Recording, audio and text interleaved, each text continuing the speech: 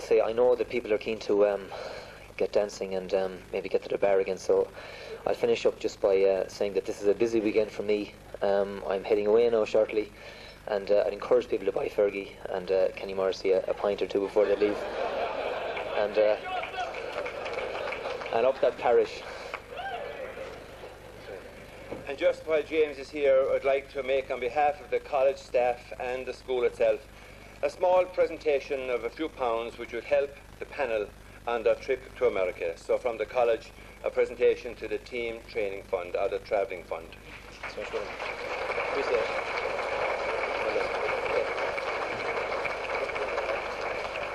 I'll just have to present the token to the... Yeah. And now we come to our final, I suppose, don't think they're forgotten. We have kept the best wine maybe in there. Our main guests, and that's the team of 1947 to last. I started just a little trying to trace them all, and it was very easy to trace them except one or two. But it was great tonight to see the whole lot of those who are alive to be with us. We are sorry that so many have died.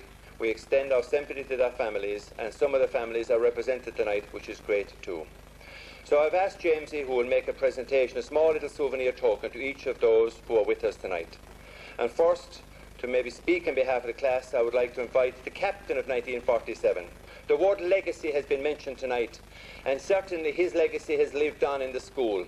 His nephew was Sean Heher, and Sean's legacy is still with us in first year, when Sean Jr. is trading the fields of St. Flannan's, playing a match yesterday even, or the day before in Tulla. So that's both part of the history and the tradition of what it's all about. So we're delighted it's going to continue. So now I'd like to invite Michael Shalhoub, captain of 1947.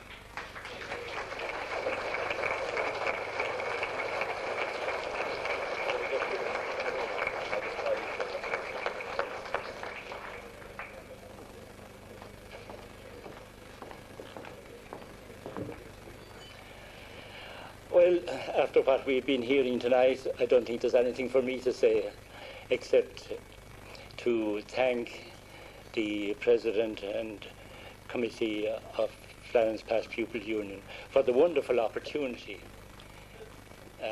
given to the 47 pupils team and other people of 47, the old people, if you like. I thought Father Harry Bowen was going to link us to Methuselah before he finished. But certainly we do appreciate being remembered, even though you may feel, and probably rightly, that we have one foot in the grave, some of us anyway. But anyway, we do appreciate this occasion, because an awful lot of us hadn't met since we left St. Flannan's, and certainly for my part, and I'm sure for the part of all the others that I've met, it was a most enjoyable evening that they've had for a very, very long time. So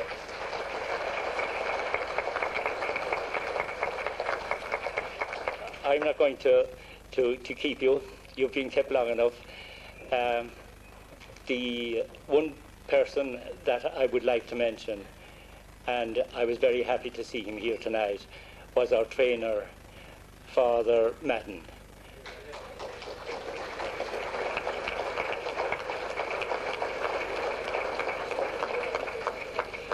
He, with Tull Considine before him, taught us everything we knew about hurling, and the lesson evidently had its fruits. Now, the only other point that I'd mention is that our training was very light, except the only advantage we had was the raw eggs we got every morning. There was one fella I met, and he told me that he took 6 raw eggs one morning. So I think that's some record for anybody.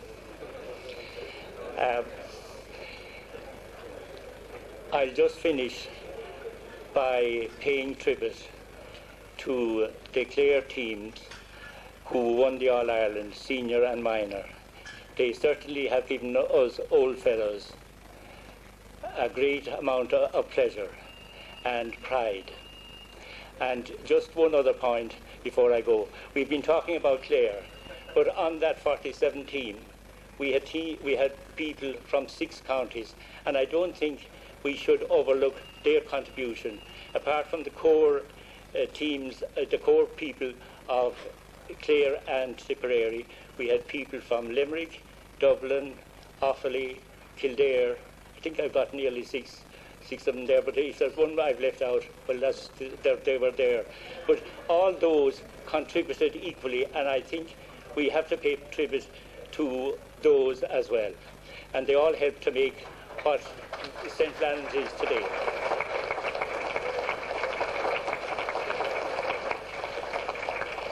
Thank you very much indeed.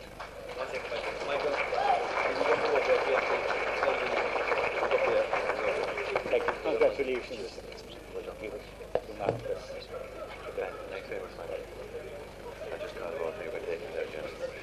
So we just take them, I think, in alphabetical order. Next is Larry Byrne. I think he said he was born in Limerick, came to Ennis, is now living in Dublin, has been very active in the past Pupils Union in Dublin, has made a major contribution to the association. So I'd like to welcome Larry. I think he was centre field in that year.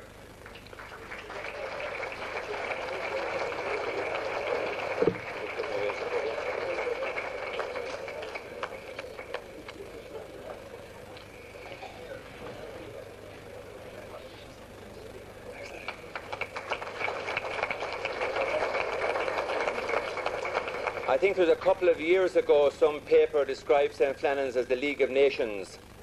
Michael Shalhoub referred to it a minute ago. The next man came from County Kildare. He's now living in Sligo, and that's Tom Feely.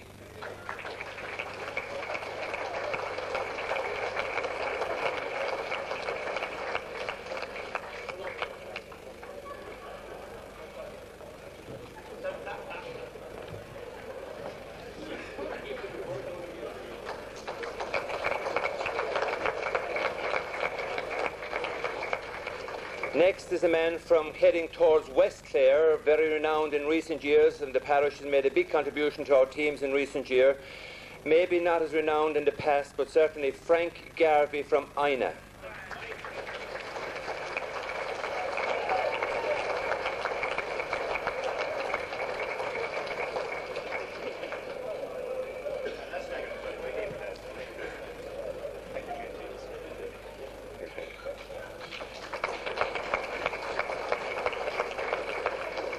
The next man already has been, due tribute has been paid to him for his contribution to Clare Hurling over the years.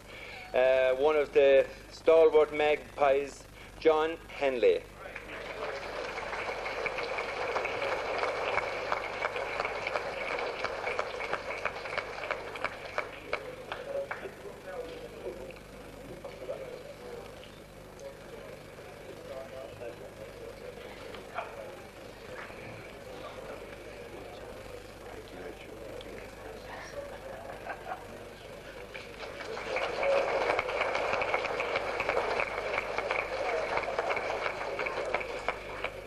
I think when Michael Shalhoub was calling out the list of counties, I think he missed one. A very important one, I think. Tipperary. So the next man comes from the silver mines. Now living in Galway. He also told me just by his side when he was talking about coming here, he said, would you believe I never got my Harty medal?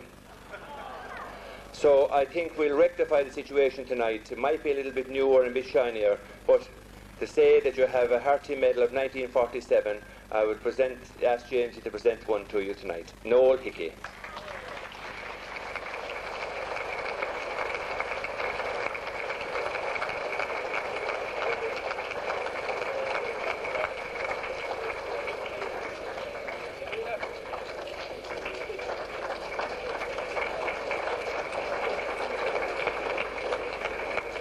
The next man is another county from Limerick. The family is still well represented in hurling. His nephews came to the college.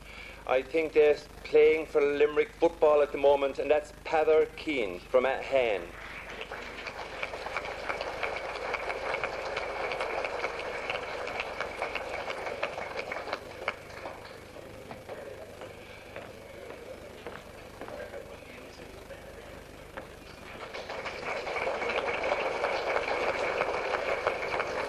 come back to Clare for the next man again, and he comes from East Clare.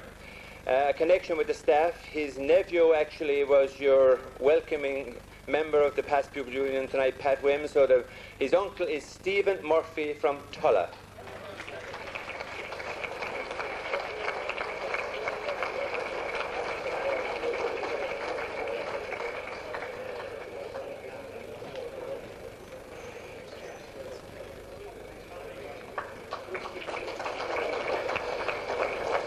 We'll cross the Shannon again, which I suppose is no harm, and welcome another Murphy, Barry Murphy from Nina.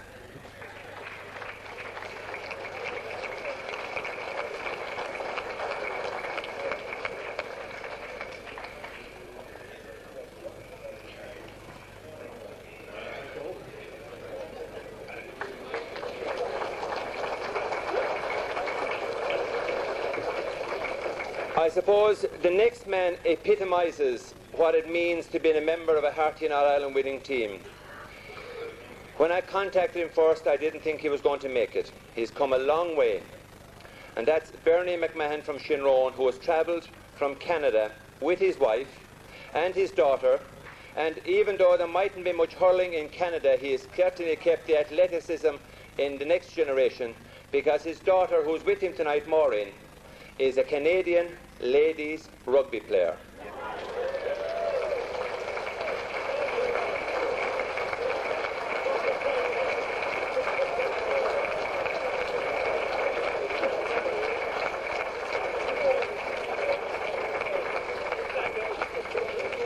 I suppose there's an old saying that everyone should have one. It applies to a lot of things. We were delighted to have two this year. We had none the last time. No, not dogs. No, he might be a bit doggish in the field. His reputation was very strong. He's not a very big man, but he made a great reputation for himself. And he was a great goalkeeper, moved to full back. He's one of our own, a Scariff man, Paddy Rogers.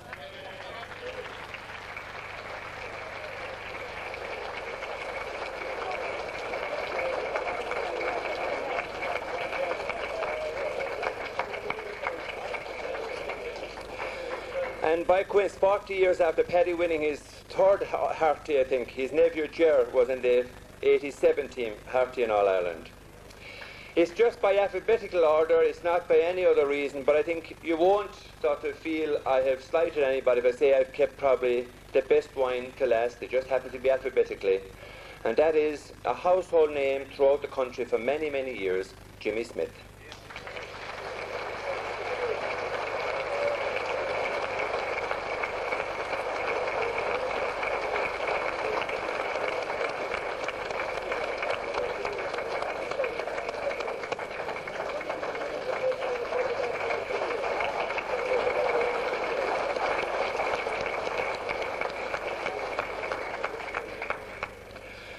One Saturday, a wet, dreary Saturday about 3 weeks ago, a gentleman arrived to St. Flannan's after receiving his invitation. And he was lucky to get in. There wasn't many of us around. There were about 3 priests just finishing dinner, and he just came in the back door and he had a chat with us and he introduced himself, and we were delighted to see him. He came to apologise that he wouldn't be able to make it tonight. And we reminisced for about 2 hours and traced over the team and gave us a lot of the reminiscences of the years that he was there. And then the week before last, during the mid-term break, unfortunately, we got a phone call to say that Michael Fahey had passed away to his eternal reward.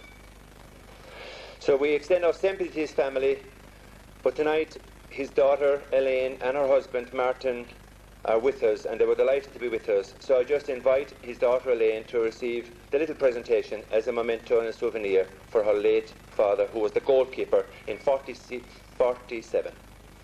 Michael Fahey.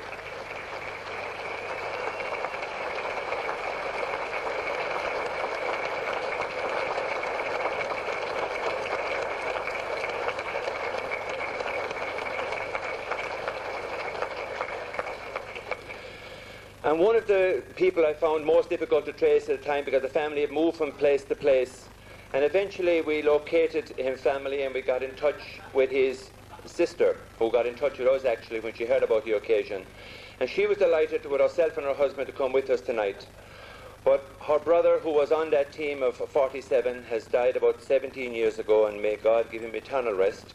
But his sister, Rita Gallagher, and her husband Aidan are with us tonight, and we invite Rita to accept a little memento as a souvenir on behalf of brother Frank Fitzgerald.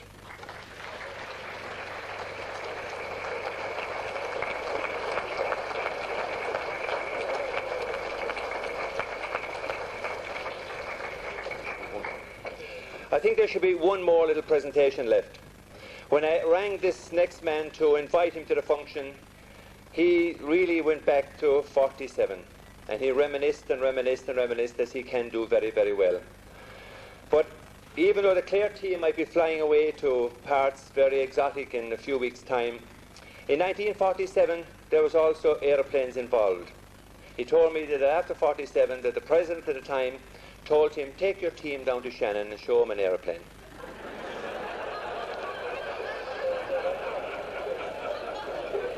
And not only did they see the aeroplane, but security wasn't too tight. So they've ended up sitting on an aeroplane. So they got Hackney cars, I think. For us in 1997, that seems a very, very sort of simple day out. But I presume in 1947 to go to Shannon or Rhinanna and come back to St. Flannan's and say to the rest of the students, do you know where we were today? We were sitting in a plane. So that man brought it all together for many years in St. Flannan's, and we're delighted that he's with us tonight, and that's Canon Jimmy Madden.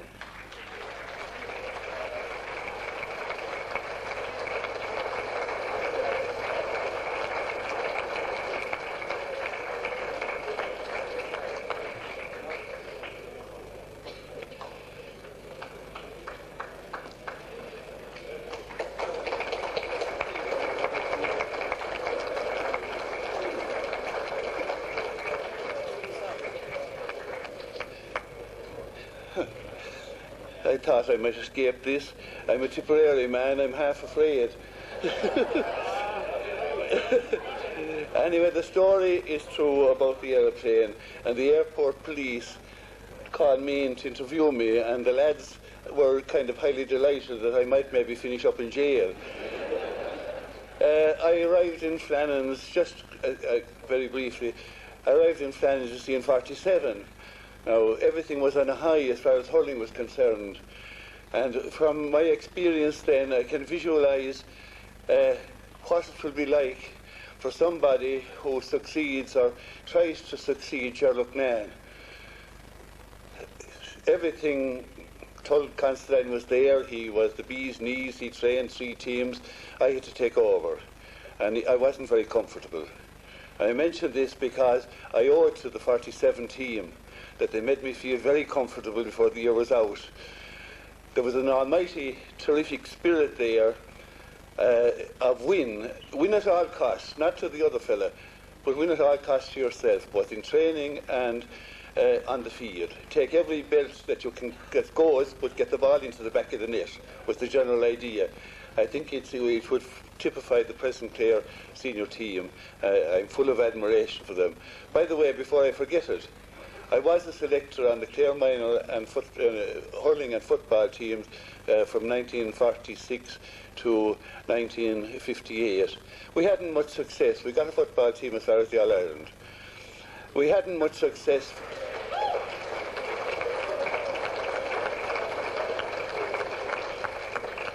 We hadn't much success, I think Father Harry Bohan maybe he touched on it tonight, because of emigration. There was nothing. The great teams when I was a student in Flannan's, you know, were Feakle, Scariff, Bodyke, all that area across. The Mills with 2 teams, Kilkishen and the Mills. And I think in my time as a student, I have some idea they probably met in a final that I was at. I can't remember that far back. It's a long ways back. But they were all gone. They were all junior teams when I came back training St. Flannan's team. But anyway, the years went on and the spirit built up. We won my first day out against Thurles CBS, and they had many county minor on the team. And at half-time we weren't doing so well, and we were down, and I wasn't feeling good. I was kind of regretting that I didn't do a bunk earlier on. and get out of the place. And I was dishing it out at half time anyway to the lads, you see, and I don't know whether it was John Hanley or Paddy Rogers or Jimmy Smith, spoke up from the benches, and they said, "Sorry," they called it, of course. "Sorry," said, "you don't seem to realise that we're going to win this match." Well, I think you're going a bloody bad way about it. But anyway, win they did, and that was the attitude. And eventually, as the years went on after, with 52 and 54, and what were the other ones, 57, 58, 56, I think. 57 and 58. These were the years we won the Harty Cup and the All-Ireland, or we lost the All-Ireland, I think, once or twice. But, we came to be known at that time, I don't know what Flannan's is known now, we came to be known as a hurling academy with a school attached. And nobody ever asked in September much, how did you get on in the Leaving Cert or in anything else. They always asked, what kind of a team will Flannan's have this year? So I think, with the kind of a spirit that's in Clare at the moment, we can always ask, we can start to ask now, what kind of a team are Flannan's going to have during the coming year? I'd mention one funny incident that I didn't mention it to Paddy yet, Paddy Rogers. Paddy was our full back, and Paddy was equal to every occasion. And the lads always said Paddy will look after him, whoever it be. And there was this Ross Gray full forward, you see, who had the habit of shooting back his hand when the ball was coming in, catching the full back's hurley, tucking it under his arm, is a tip for Gerald Mann, and then turning on the ball and sticking it to the back of the net. And I had spotted him in the semi-final against O'Connell Schools, I think, above in Portlaoise. And the lads said, Paddy, you look after him. The ball was thrown in and it came down the field, and next thing I looked, and your man had Paddy's hurley under his arm. And Paddy hung off his shoulder, threw in his two shins, this was what I mean by winning at all costs to yourself, took the full belt of the hurley on the shins. Your man didn't connect with the ball. Poor Mick Fahey got rested him, picked up the ball and lashed it up to the middle of the field. Paddy went down on the ground in agony. His father came in to try and kill the full forward, I think.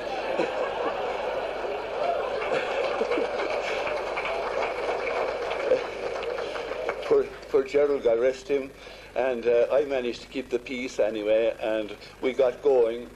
And the next ball came in. You see, I didn't see it happen. I was told after what happened. Full forward reached back the hand, you see. Paddy was waiting for the hand to come back. Paddy stepped back, you see, 3 steps or 3 feet back, and let fly with the flash of the hurley down across his hand. All I remember was the full forward ran out the field roaring. And the referee looked at him, didn't know what the hell was after happening to him.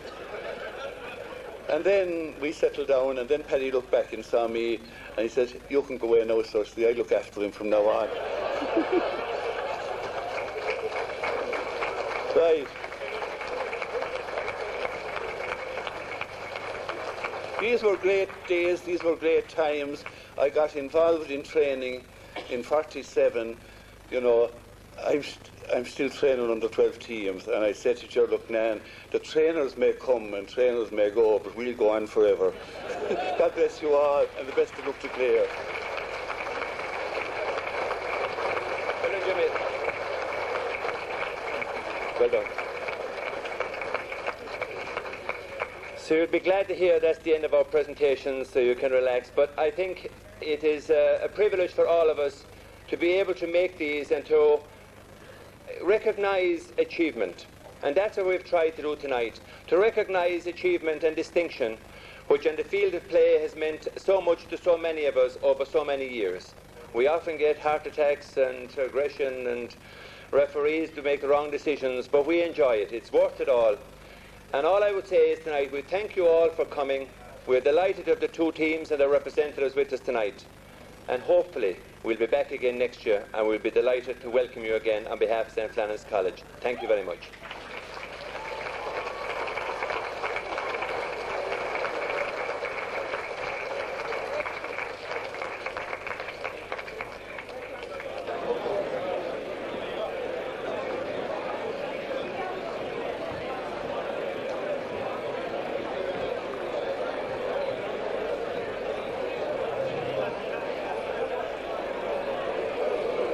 Bishop Walsh, I suppose it's a great night again here in the West County St. Flannan's reunion, and I suppose above all it proves that Flannan's really never dies, and it's a great link. It's a great night. It's a great night, and you know, I'm a bit emotional about it. See, we honoured here a team that won the Harty Cup 50 years ago. I came into Flannan's in 47, and I was looking up to fellas like Jimmy Smith and Tom Feely and Bernard McMahon. You know, they were my idols at that stage, you know. And then going along through the years, I met a number of the lads who I had been involved with in hurling, and the heartbreak of losing Harty finals, say the 72 team is here tonight. And then, you know, I was sitting with the 76 team, the team that made the marvellous breakthrough. After 18 years we hadn't won a Harty final, you know. And then the 87 team was here, the last team that I trained when I was on the staff in Flannan's, you know, and then a number of the this year's All-Ireland winning minors and senior teams, you know, and the mentors. And it was a it was a very special night, and you know, I just thought that it was marvellous, and I think Father Harry Bowen in a lot of ways summed it up, the links, that even when we weren't winning at county level, the old flame was kept alight, and that flame eventually led to 95 and 97, you know, things that we dreamed about over the years and came true. So I think tonight was a great old sort of summary, looking back and seeing the links over half a century, you know. Question I want to ask you, can you put your finger on it? You know, teams come and teams go, and it's basically a transient place, the college. But what is it that makes the bond so great? You know, talking back to what John Lucknan said about John Moroney meeting Seamus Fitzgerald. Yeah, I don't know. It was very much part of the place. When I was a student in Flannan's, I suppose my ambition was to play in Harty Cup, and I didn't. I was a sub, and I even lost my place as a sub, you know, and it was a fierce disappointment, and yet there was great joy. We won the Harty that year, and I think it was always something that students talked about, winning the Harty. And I think one of the things that the sort of was the ambition was not to let any student go through the college without seeing the Harty Cup, you know. And we did go through a valley period. And then when we came back in 76, and I think there's something in this, we were in the habit of losing in the 60s and early 70s, and once we made the breakthrough in 76, somehow there was a conviction there that, you know, the Flannans were as good as if not better than anybody else. And I think the same thing was true of the county.